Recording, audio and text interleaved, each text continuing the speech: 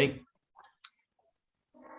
Bismillahirrahmanirrahim. Assalamualaikum warahmatullahi wabarakatuh. Perkenalkan, kami bertiga dari kelompok 13 ingin memaparkan atau mempresentasikan tentang penanganan dan layanan pengaduan ilmiah. Sebelumnya, perkenalkan nama saya Yayasan Juniarsah dengan NRP 204010126. Dilanjut teman saya Noval. Baik, perkenalkan nama saya Novaldi Mulya dengan NPM 204010141. Dilanjut. Saya Muhammad Ripaldi, NRP 2040101137. Saya kembalikan ke moderator. Baik, untuk pembahasan kali ini, penanganan dan layanan pengaduan ilmiah, terdapat beberapa poin-poin diskusi. Di antaranya yang pertama, mengenali tindakan yang mungkin diambil pelanggan dalam menanggapi kegagalan pelayanan. Yang kedua, mengapa pelanggan mengeluh. Yang ketiga, ketahui apa yang diharapkan pelanggan dari perusahaan ketika mereka mengeluh. Yang keempat, memahami pelanggan bagaimana menanggapi pemulihan pelayanan pada yang efektif. Yang kelima, jelaskan paradoks pemulihan layanan. Dan yang terakhir, prinsip-prinsip sistem pemulihan layanan yang efektif. Untuk poin pertama, mengenali tindakan yang mungkin diambil pelanggan dalam menanggapi kegagalan pelayanan. Penelitian di seluruh dunia telah menunjukkan bahwasannya kebanyakan orang akan memilih untuk tidak mengeluh, terutama jika mereka pikir itu tidak ada gunanya. Ini menggambarkan kursus dari tindakan yang mungkin diambil pelanggan sebagai tanggapan atas kegagalan layanan. Artinya, riset membuktikan bahwasannya seluruh orang-orang di dunia memilih tidak akan mengeluh, terutama untuk hal-hal yang mereka pikir tidak ada gunanya. Untuk poin selanjutnya akan dilanjut oleh saudara Nova.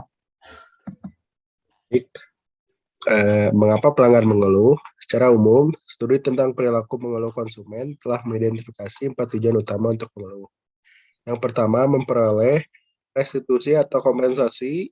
Yang kedua, melampiaskan kemarahan mereka. Yang ketiga, membantu meningkatkan pelayanan. Dan yang keempat, untuk alasan altruistik. Selanjutnya, ketahui apa yang diharapkan pelanggan dari perusahaan ketika mereka mengeluh. Setiap kali kegagalan layanan terjadi, orang berharap diperlakukan dengan adil. Namun, penelitian telah menunjukkan bahwa banyak pelanggan merasa bahwa mereka tidak diperlakukan secara adil atau mendapat kompensasi yang memadai. Ketika ini terjadi, reaksi mereka cenderung langsung, emosional, dan abadi. Sebaliknya, hasil yang dianggap adil memiliki dampak positif pada kepuasan pelanggan. Stephen Tex dan Stephen Brown menemukan bahwa sebanyak 85% varian dalam kepuasan dengan pemulihan layanan ditentukan oleh 3 dimensi keadilan. Memahami pelanggan, bagai menanggapi pemulihan layanan yang efektif. Pemulihan layanan adalah istilah untuk upaya sistematis oleh perusahaan untuk memperbaiki masalah setelah kegagalan layanan dan untuk mempertahankan niat baik pelanggan. Pemulihan layanan upaya meningkatkan peran penting dalam mencapai atau memulihkan kepuasan pelanggan dan loyalitas. Yang selanjutnya akan dibacakan oleh rekan saya. Jelaskan paradoks pemulihan layanan. Paradoks pemulihan layanan menggambarkan fenomena di mana pelanggan yang mengalami pemulihan layanan yang sangat baik setelah kegagalan merasa lebih puas daripada pelanggan yang tidak memiliki masalah sejak awal. Misalnya, seorang penumpang mungkin tiba di counter check-in dan menemukan tidak ada kursi untuknya karena pemesanan berlebih meskipun dia memiliki kursi yang dikonfirmasi.